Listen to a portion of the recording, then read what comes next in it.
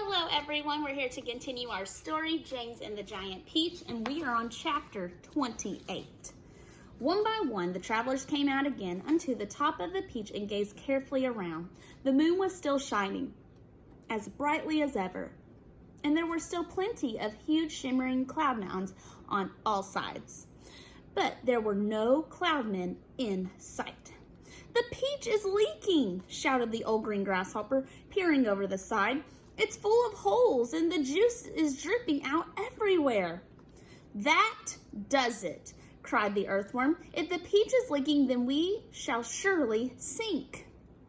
"Don't be a butt," the centipede told him. "We're not in the water now." "Oh, look," shouted the ladybug. "Look, look, look, over there." Everybody swung around to look. In the distance and directly ahead of them, they now saw a most extraordinary sight. It was the kind of arch, a colossal curvy-shaped thing that reached high into the sky and came down again at both ends. The ends were resting upon a huge flat cloud that was as big as a desert. "Now, what in the world is that?" asked James. "It's a bridge. It's an enormous hoop cut in half. It's a gigantic horseshoe standing upside down."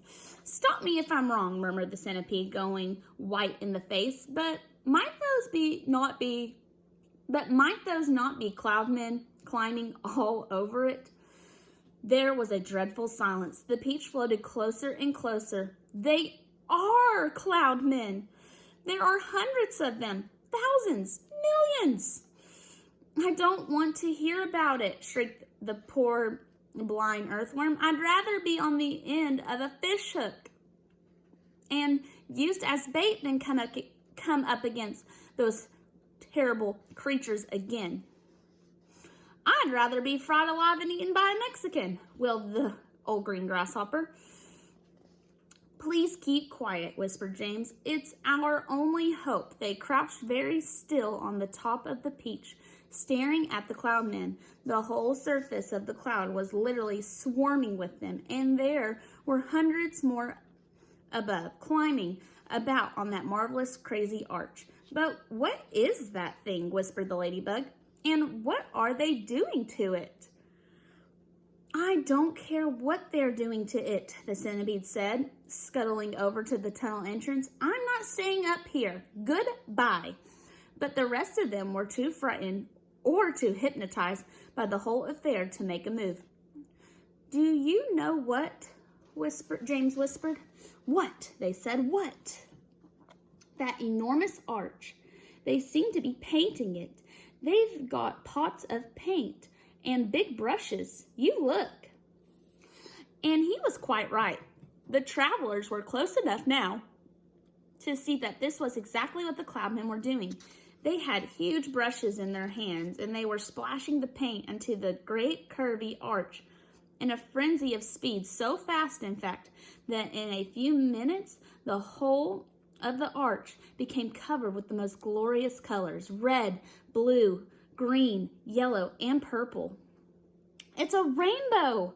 everyone said at once. "They are making a rainbow!" "Oh, isn't it beautiful? Just look at those colors." "Centipede," they shouted, "you must come up and see this." They were all enthralled by the beauty and the brilliance of the rainbow that they forgot to keep their voices low any longer. The centipede poked his head cautiously out of the tunnel entrance. "Well, well, well," he said. "I've always wondered how those things were made.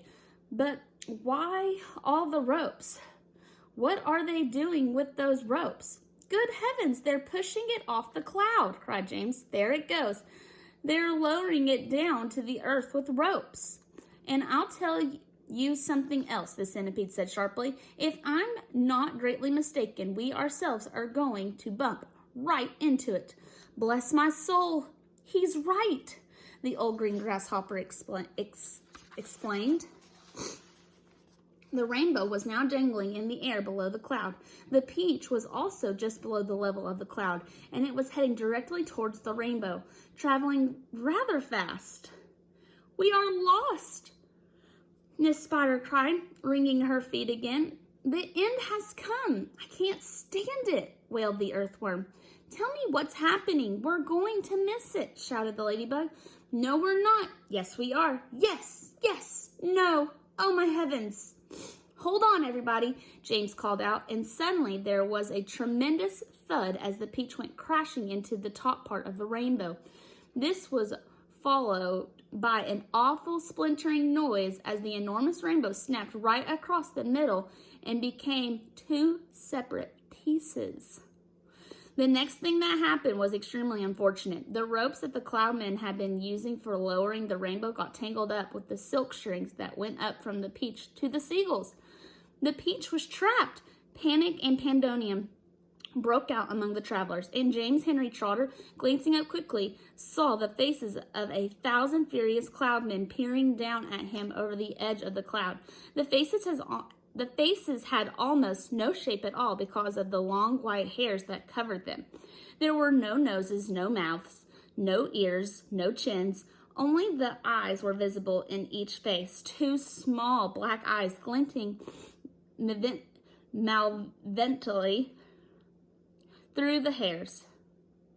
Then came the most frightening thing of all. One Cloudman, a huge hairy creature who must have been 14 feet tall at least, suddenly stood up and made a tremendous leap off the side of the cloud, trying to get to one of the silk strings above the peach. James and his friends saw him go flying through the air above them, his arms outstretched in front of him, reaching for the nearest string, and they saw him grab it and cling to it with his hands and legs, and then very, very slowly, hand over hand, he began to come down the string. Mercy, help, save us, cried the ladybug. He's coming down to eat us, wailed the old green grasshopper. Jump overboard. Then eat the earthworm first, shouted the centipede. It's no good eating me. I'm full of bones like a nipper. Centipede, yelled James. Quickly, bite through that string, the one that he's coming down on. The centipede rushed over to the stem of the peach and took the silk string in his teeth and bit through it with one snap of his jaws. Immediately, far above them, a single seagull was seen to come away from the rest of the flock and go flying off with a long string trailing from its neck and clinging desperately to the ends of the string, shouting and cursing with fury, was a huge hairy Cloudman. Up and up he went, swinging across the moonlight sky, and James Henry Trotter, watching him with delight, said, My goodness, he must weigh almost nothing at all for one seagull to be able to pull him up like that. He must be all hair and air. The rest of the Cloudmen were so flabbergasted at seeing one of their company carried away in this manner that they let go of the ropes that they were holding, and then, of course, down went the rainbow, both halves of it together, tumbling towards the earth below. This freed the peach, which at once began sailing away from that terrible cloud. But the travelers were not in the clear yet. The infuriated Cloudmen jumped up and ran after them along the cloud, pelting them mercilessly with all sorts of hard and horrible objects: empty paint buckets, paintbrushes, step ladders and stools, saucepans and frying pans and rotten eggs, dead rats, bottles of hair oil, anything those brutes could lay their hands on came raining down upon the peach. One Cloudman, taking very careful aim, tipped a gallon of thick purple paint over the edge of the cloud right onto the centipede himself. The centipede screamed with anger. My legs, he cried, they're all sticking together. I can't walk, and my eyelids won't open. I can't see, and my boots are ruined. But for the moment, everyone was far too busy dodging the things that the Cloudmen were throwing to pay any attention to the centipede. The paint is drying, he moaned. It's going hard. I can't move my legs. I can't move anything. You can still move your mouth, the earthworm said, and that is a great pity. James, bawled the centipede, please help me. Wash off this paint. Scrape it off. Anything.